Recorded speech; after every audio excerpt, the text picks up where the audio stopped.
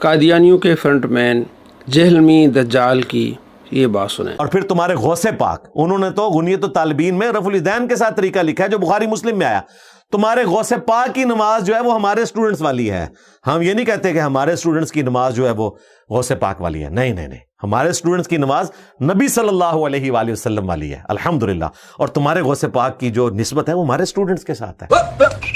تمہارے غوث پاک کی نماز جو ہے وہ ہمارے اسٹوڈنٹس والی ہے۔ ہم یہ نہیں کہتے کہ ہمارے اسٹوڈنٹس کی نماز جو ہے وہ غوث پاک والی ہے، نہیں نہیں نہیں، ہمارے اسٹوڈنٹس کی نماز نبی صلی اللہ علیہ وآلہ وسلم والی ہے الحمدللہ۔ اور تمہارے غوث پاک کی جو نسبت ہے وہ ہمارے اسٹوڈنٹس کے ساتھ ہے۔ ابھی رکو، ابھی ٹھہرو۔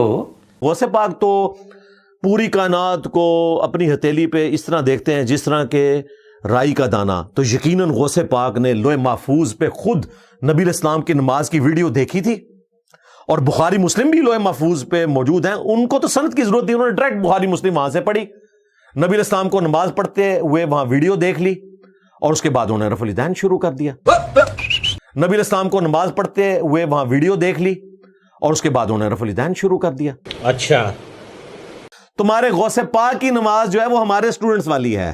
ہم یہ نہیں کہتے کہ ہمارے اسٹوڈنٹس کی نماز جو ہے وہ غوث پاک والی ہے، نہیں نہیں نہیں، ہمارے اسٹوڈنٹس کی نماز نبی صلی اللہ علیہ وآلہ وسلم والی ہے الحمدللہ۔ اور تمہارے غوث پاک کی جو نسبت ہے وہ ہمارے اسٹوڈنٹس کے ساتھ ہے۔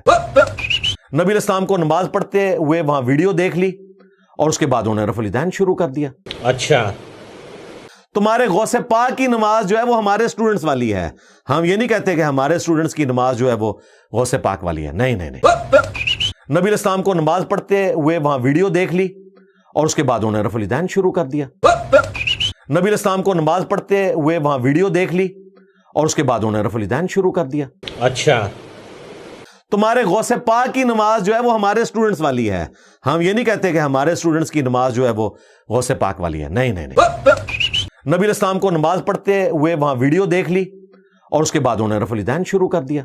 کون سی بات صحیح ہے کون سی غلط سمجھ میں نہیں آ رہا ہے۔ صحابہ کی اولادیں مکہ مدینے میں آج تک رفع الیدین کر رہی ہیں، اور ہندوؤں کی اولادیں کہہ رہی ہیں رفع الیدین منسوخ ہو گیا۔ لو سانبھو، ہم اس لیے نہیں مرزا کو جہلمی دجال کہتے ہیں۔ آپ ذرا دیکھ لیں جہلمی دجال اپنے بیان سے کیسے ذلیل اور رسوا ہوتا ہے کہ صحابہ کی اولادیں تو رفع الیدین نہیں کرتے، مولا علی کی اولادیں، ان کے شاگرد رفع الیدین نہیں کرتے۔ دیکھ لو عبداللہ ابن مسعود اور سیدنا علی رضی اللہ تعالی عنہما وعلیہم السلام کے کم از کم 15 شاگرد ایسے ہیں جو رفع الیدین نہیں کرتے تھے، صحیح سند سے ثابت ہے مصنف ابن ابی شیبہ میں۔ کم از کم 15 شاگرد مولا علی کے رفع الیدین نہیں کرتے۔ کس نے سکھایا؟ مولا علی نے سکھایا۔ تو شاگرد مولا علی کی اولاد بھی ہیں اور دیگر بھی ہیں، تو مولا علی اپنے شاگردوں کو رفع الیدین نہیں کرنے دے رہے کیونکہ نبی علیہ السلام نے منسوخ کر دیا۔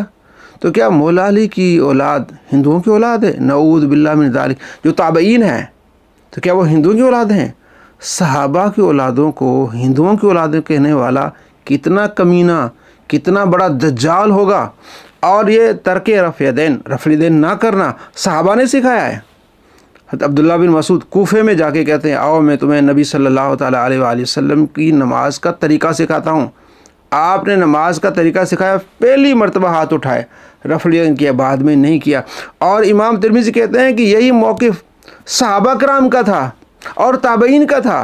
تابعین کون ہیں؟ صحابہ کی اولادیں۔ صحابہ کی اولادیں تو رفع الیدین نہیں کر رہی۔ یہ ایک علمی ایک بحث تھی، اس کو کہاں لے جا رہا ہے یہ کمینہ؟ کیونکہ اس کے دل میں بغض ہے، کمینگی ہے، بدتمیزی ہے، اس کا اظہار کر رہا ہے۔ یہ صحابہ کی اولادوں کو ہندوؤں کی اولادیں کہہ رہا ہے، کتنا بڑا کمینہ ہے۔ مولا علی خود رفع الیدین نہیں کر رہے رضی اللہ عنہ، مصنف ابن ابی شیبہ میں صحیح روایت ہے۔ عبداللہ بن مسعود رفع الیدین نہیں کر رہے، مصنف ابن ابی شیبہ میں صحیح روایت ہے۔ اور آپ کے شاگرد مولا علی کے عبداللہ بن مسعود رضی اللہ تعالیٰ عنہما کے شاگرد رفع الیدین نہیں کر رہے۔ مکہ مدینہ میں جناب علی رفع الیدین کیا جا رہا ہے۔ مکہ مدینہ میں رہنے والے حضرت امام مالک کہتے ہیں کہ میں ایسے رفع الیدین کو جانتا ہی نہیں ہوں جو رکوع کو جاتے ہوئے کیا جاتا ہے، رکوع سے اٹھتے کیا جاتا ہے۔ امام مالک کے زمانے میں کوئی رفع الیدین نہیں کر رہا۔ 1400 سال سے مکہ مدینہ میں رفع الیدین نہیں ہو رہا۔ 100 سال ہوا ہے، وہابیوں کی حکومت آئی ہے، انہوں نے رفع الیدین کرنا شروع کر دیا ہے۔ پہلے نبی علیہ السلام کے صحابہ اور صحابہ کی اولادیں رفع الیدین نہیں کرتے تھے۔ عثمانوں کی حکومت تھی، रफुल नहीं होता था। तो जनाब अली ये जहलमी दज्जाल है। इमाम मालिक ने वाज़ेह फतवा दे दिया कि रफुल को मैं जानता ही नहीं हूँ, मतलब होता ही नहीं है। इल्म के दो शहर थे, मदीना और कूफा। मदीने में नबी अलैहिस्सलाम और फिर आप अलैहिस्सलाम के बाद मौला अली रज़ी अल्लाह अन्हु कूफा में रहा करते थे। तो कूफा में रफुल नहीं हुआ। इमाम अबू हनीफ़ा कहाँ के हैं? कूफा के, वहाँ रफुल नहीं हुआ। तो सहाबा की औलादें तो रफुल नहीं करते। तो ये है जहलमी दज्जाल। सबसे पहले हिंदुस्तान में रफुल करने वाला कौन है? जहलमी दज्जाल का दादा अब्बा मिर्ज़ा कादियानी। मिर्ज़ा कादियानी ने ये पाक व हिंद में ये काम शुरू किया है। जब पाकिस्तान में ये तकसीम नहीं हुई थी उससे पहले जहलमी दज्जाल के दादाजी, इसके बड़े मिर्ज़ा कादियानी रफुल किया है। मुसलमान रफुल नहीं करते थे, आप सल्लल्लाहु ताला अलैहि वसल्लम से मनसूख कर दिया। एक इल्मी बहस थी, लेकिन जहलमी दज्जाल ने इसको कहाँ तक ले आया? तो उसी लिहाज से इसको फिर जवाब है कि जहलमी दज्जाल तुम सहाबा की औलादों के गुस्ताख हो, तुम सहाबा की औलादों को हिंदुओं की औलादें कह रहे हो। ख़ुद किसकी औलाद हो? मंगोलों की, हराम खोरों की औलाद।